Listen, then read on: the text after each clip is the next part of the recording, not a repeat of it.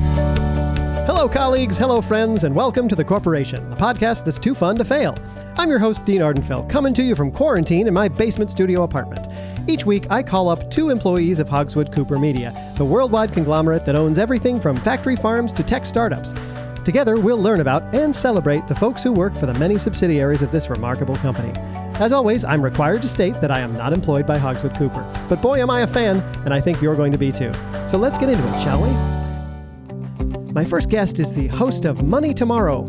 He has entertained millions over the years with his red-hot stock tips, personal financial advice, wacky sound effects, and silly wigs. In his spare time, he enjoys competitive bubble blowing. Please welcome Bobby Creel, everybody. Hi, Bobby. Yes, Dean, what's up? I'm here. Yeah. Oh my gosh. Okay, all right. I mean, you've come in hot here. Yeah. I really appreciate all the enthusiasm and energy. We're coming in hot. Like the Dow. The Dow's been on fire this past week. You believe this? This has been crazy.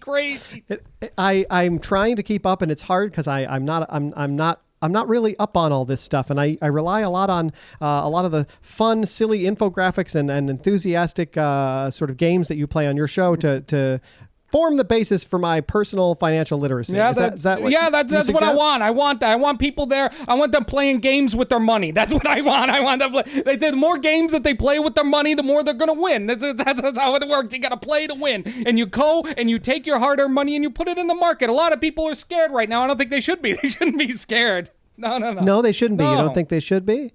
You just compared, though, like someone putting their own personal money, their hard-earned money into the markets as a literal gambling. That is exactly how I see it. It's a lot. It's gambling. It's gambling. I mean, the market's gambling. Everyone knows that there's no problem with that. That's why, I mean, when you think about it, we had pensions back in the day, and pensions were safe. Pensions are going. They're going to 401k. Why? Because America likes to play. We like to play games. We like to roll the dice, baby. And since we've always been on top and we rule the world, eventually people's they're gonna make their money on stocks, up until recently. Now that might have changed a little bit, but we'll be back. America's always back. What has changed exactly about the markets right now?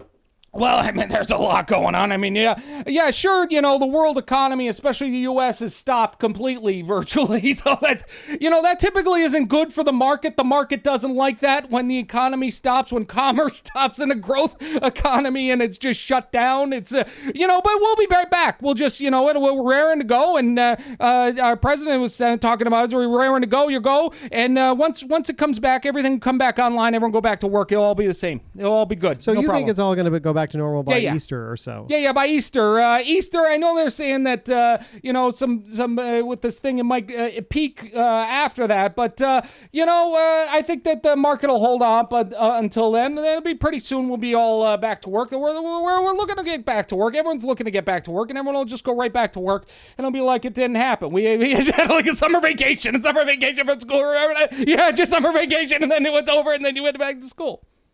Right. Yeah, that makes a total sense. Well, I mean, this is very fascinating, and I appreciate all this, like, basically free financial advice that you're giving to my listeners right now. But I'd like to know a little about you personally. I know that you went to Stanford and you worked at Lehman Brothers, and a lot of people say that the advice that you're giving out are, to your list, to your viewers is like an active deception of the lower class, like that you're leading them into something that might actually bankrupt them.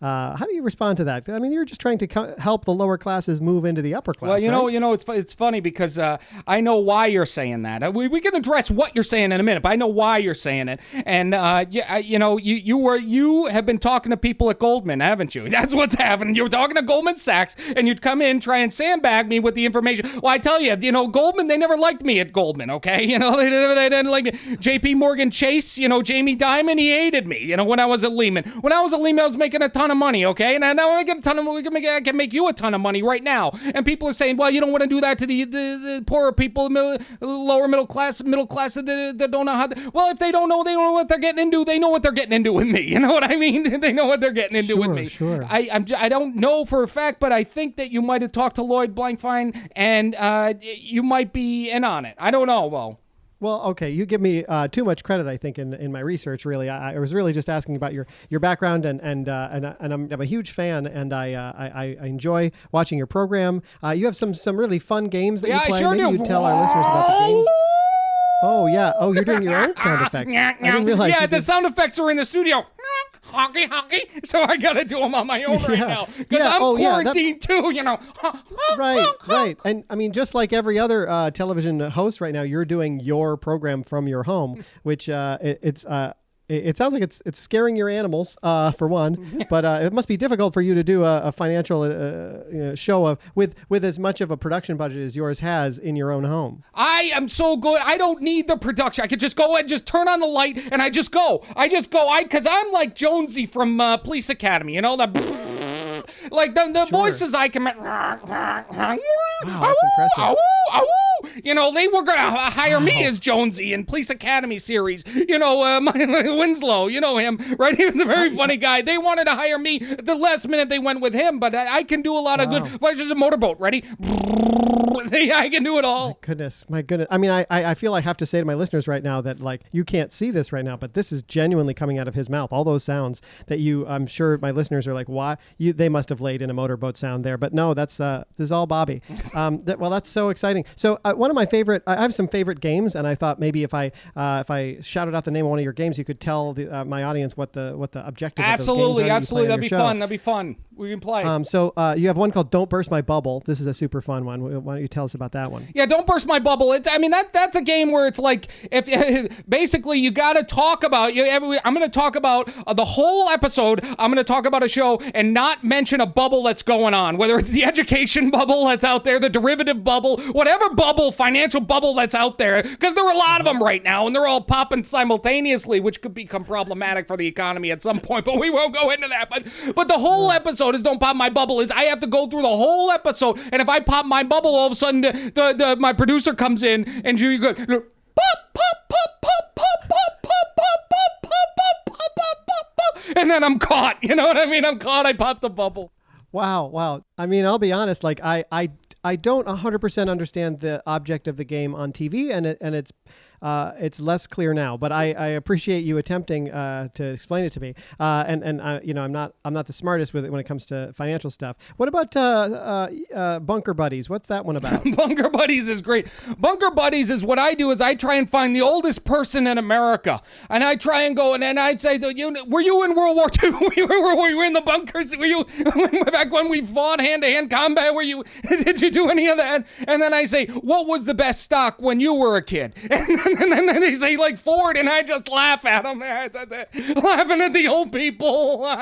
Wow. Yeah, that is a fun game, and that actually brings me to my other one. You have a little coda to that game called Sacrifice the Elderly, which is just more of a financial advice thing. Well, because they're not productive. They suck on the economy. Look, elderly and children are succubants to the global economy, especially the U.S. economy. They suck it dry. They suck the vampiristic, and they want to suck the economic life out of us. Well, we need that. We don't need that. Eventually the kids will grow up. The old people, they're just to suck on it. It's incredible to get just to kind of a live performance of this, and very exciting.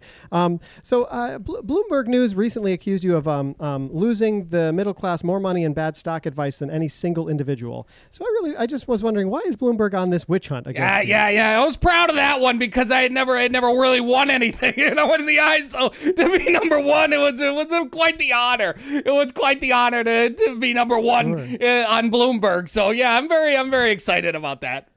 So to you, you see it as like an actual award almost. Yeah. They didn't give me an award. I was a little disappointed that they give me an award to you lost the most middle class Americans' money. And is that how you feel? Do you feel as though you're actually doing that, losing the middle class more money than any single individual? If they lose it, I don't. I'm an entertainer.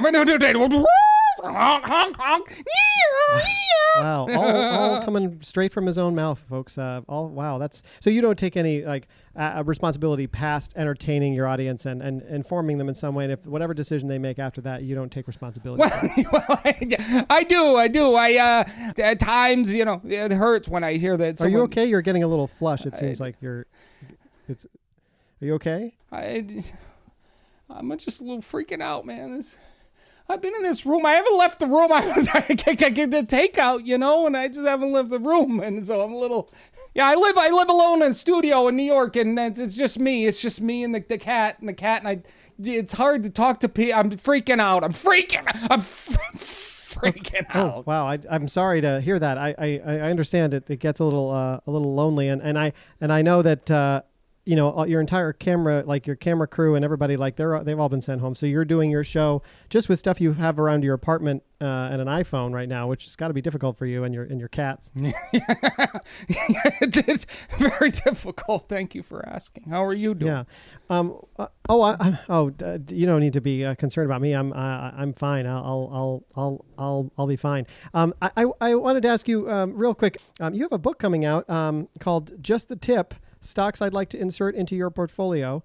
And I was just wondering if you'd tell us a little about that. It's pretty exciting. I got it when I was having sex. That's when I came up with the idea, because I used the analogy. Yeah, it was when I was having sex. I was thrusting and mid-thrust. I didn't want to. I had a problem with premature ejaculation at one point. It's not a problem anymore. I have a pill for that. But this woman and I were having a great time, having sexual energy, and I lasted a long time. I got to make a book out of it. So I made the book out of it. It's great. It's great. So when you read it, think of me having sex with a woman. I will. Thank you very much for that image. And I'm just reading the title over again, trying to find the sexual part of it. It's riddled with sexual innuendos throughout the whole thing. Very, very subtle. And are you going to be telling the story of you having sexual intercourse in the book? No, that's a good idea. Oh. Is that maybe a forward or an afterword or something? Yeah, I'm going to have to, maybe a sequel. Do you write books? You want to help me?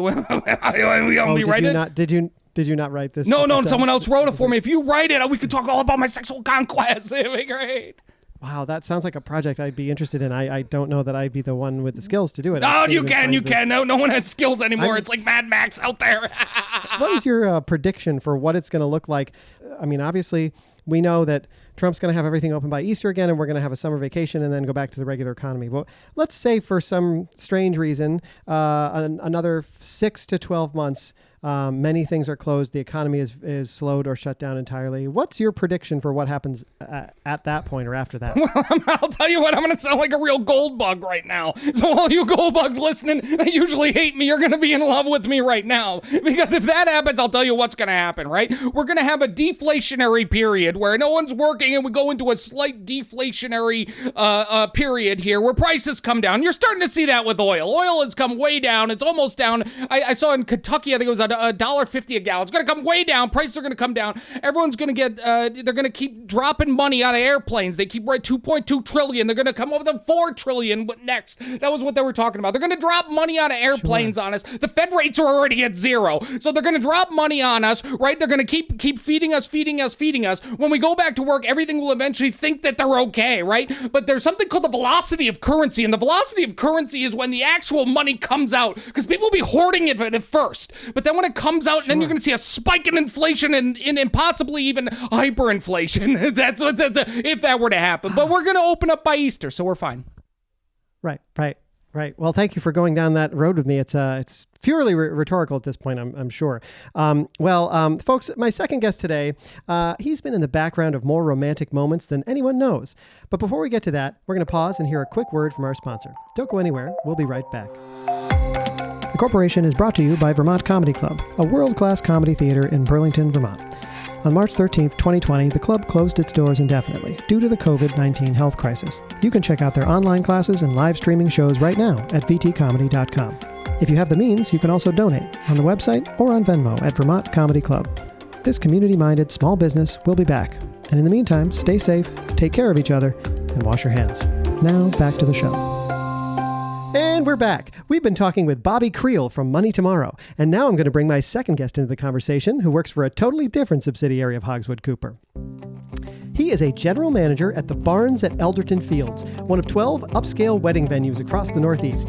At his location in Western Connecticut, he and his crack staff are responsible for executing hundreds of weddings per year, and sometimes multiple weddings per night. When he's not working, he follows heavy metal bands on tour. Please welcome Ty Fubbs, everybody. Hi, Ty. Yeah, man. Can you hear me? Yeah, man. Thanks for having me, Dean. Hi.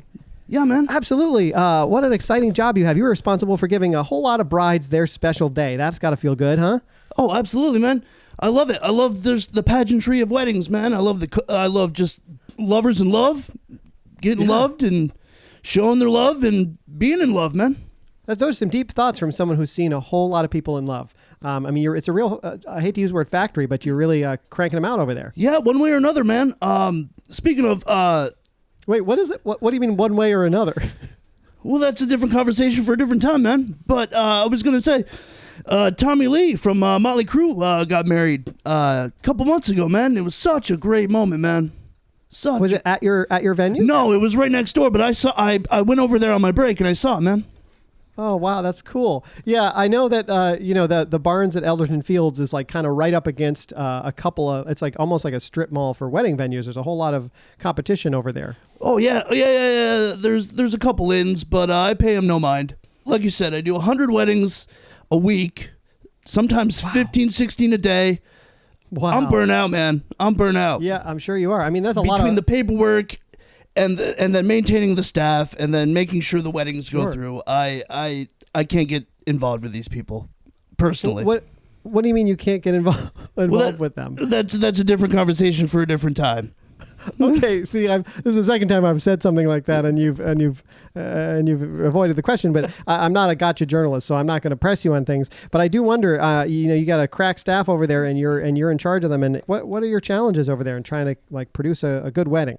Well, making sure that number one, my staff is safe and sober. Number one, and dressed in their uniform, which is so that's an issue sometimes, is keeping them all sober and in their uniform. Yeah, sometimes because during the weddings, some of the staff will come in and they'll just be wearing cut jeans and flip flops, and then right. The father of the groom of the bride will be like, "Who's that bum?" And be like, "Well, that's the head of catering over there. I got to make sure." Right. Now I know you're not in the management team over there. You're more on the ground, but maybe you could speak to this. I know that the cost of a wedding at this place is not cheap, and a lot of people say that they're sort of upselling people who can barely afford a wedding at this place, and even like financing their wedding with high interest rates and stuff. You get the sense that like these people are going into an exorbitant amount of debt just to have their special day. You would think, but the Barns at Elderton Fields or Farms. I'm sorry, I've had too much Sambuca today. No, I think it's Barnes, and are you saying that in your effort to keep everyone sober at work, you've failed on yourself? Yeah. That's very good. That's a very good point. What was no comment, Dean? No comment. We'll pivot. I can tell when I'm asking uncomfortable questions, and I don't like that. So what would you say your management style is with your staff? What's your rapport like? You know how I mentioned Tommy Lee from Motley Crue earlier? I like to compare myself to the Tommy Lee of general managing of, show up with the drumsticks. I'm like, you do that, bang out jobs, rat-a-tat-tat, keep the rhythm. And then we have a good day. You know what I'm saying? Totally. Totally. I want to make sure that Bobby feels like he can be a part of this conversation too. So, maybe I'll circle back and ask Bobby what he thinks of what the Barns are doing up there with like getting people who are like maybe lower middle class into financial obligation to the Barns with high interest rates so they can have their special day. What's your I got one word. Girls. I think you know what I'm thinking when I'm talking about that. When I'm talking about getting the Barns and the girls get in there and they want the special day. They take their money. They have jobs. Usually there's two incomes. They becomes one. And then before they have children, then they go and then they spend it. They can spend it on their wedding. And then when they're done, they'll have additional expendable income. And then they'll spend it on stocks that I can recommend, and I can recommend a lot. But you know what? I'll tell you what. I like this guy, and I'll tell you what. When this whole thing's over, let's go get drunk and go see Motley Crue. Wait, they disbanded. They're retired. Who do you want to see? Mumford and Sons, man. Mumford and Sons. Let's go drunk and get Mumford and Sons. That is not what I expected. I expected something. So you're a heavy metal fan who's also a fan of Mumford. That's interesting. Yeah. Ty, I was just wondering, are you married? I'm separated at the moment. Okay. Well, I mean, then that's going to make my next question kind of awkward, but what was your wedding like? Well, It was in Vegas. It was in a courthouse, actually, because I went to go fight a parking ticket, and I asked my fiance at the time if, let's commit to it and let's do it. And we did it. Wow. So you were just spontaneous. You were there for another reason, and you just went in and got it done. Is the fact that you got married as an afterthought to paying a parking ticket? Has that come up in your conversations around separation? That's another comment for another day. I like to pass on that. So many other comments for other days. You're a real tough nut to crack there, Ty. Yeah, man. All right. Like I said, I won't press you on it. I do want to ask you both about your hobbies. I'll bounce back to Bobby here. I know Bobby likes to make like those very large bubbles out of dish soap and stuff. I do. I like to blow competitively. bubbles. How is that as a hobby, and how do you do it in a studio apartment in Manhattan? Well, I blow the bubble. I get in the bubbles. I'm one of those guys. I can get into the bubble and then walk around in the bubble. It's like they like the magicians and stuff. They go in the bubble and they walk around. I walk around in the bubble all day, and I'm like, you know what? I have a better shot at staying healthy, staying in the bubble and walking around in the bubble. So I walk in the bubble as we are in an economic bubble. It's great. There's bubbles everywhere. I love to blow bubbles. Bubbles couldn't have been. When I was a child, I loved bubbles. I said, what do I want to do with life? What do I want to do with bubbles? It's got to have to be do with bubbles. And of course I became involved in stocks because I love bubbles. And then in my spare time, I said, what else do I love to do? And I said, I love to blow bubbles. So I blow bubbles and I follow bubbles. Wow, that's incredible. So, you just don't want any bubbles burst, metaphorically or literally. No, I love them. I'm obsessed with bubbles. I was watching your iPhone version of your show the other day from your apartment, and you kept blowing bubbles as a part of the show, but then your cat would pop them. Yeah, my cat doesn't like bubbles. Isn't that funny? And guess what my cat's name is? Dean? Oh, it's not. Is it Bubbles? Yeah, it's Bubbles. You got it right. You do love Bubbles. Because I love the bubbles, Sure. So Ty, you say, you mentioned the Mumford thing, but you also mentioned Tommy Lee. So, but you take months off at a time of your job and go on tour and follow around heavy metal bands. How'd you get into that? It happened on accident. I wanted to go see Billy Ray Cyrus in '92. And tickets were sold out, so I came across a couple tickets to Gojira. And then I felt... I'm not familiar. No, YouTube them. They're on Spotify. They got a channel.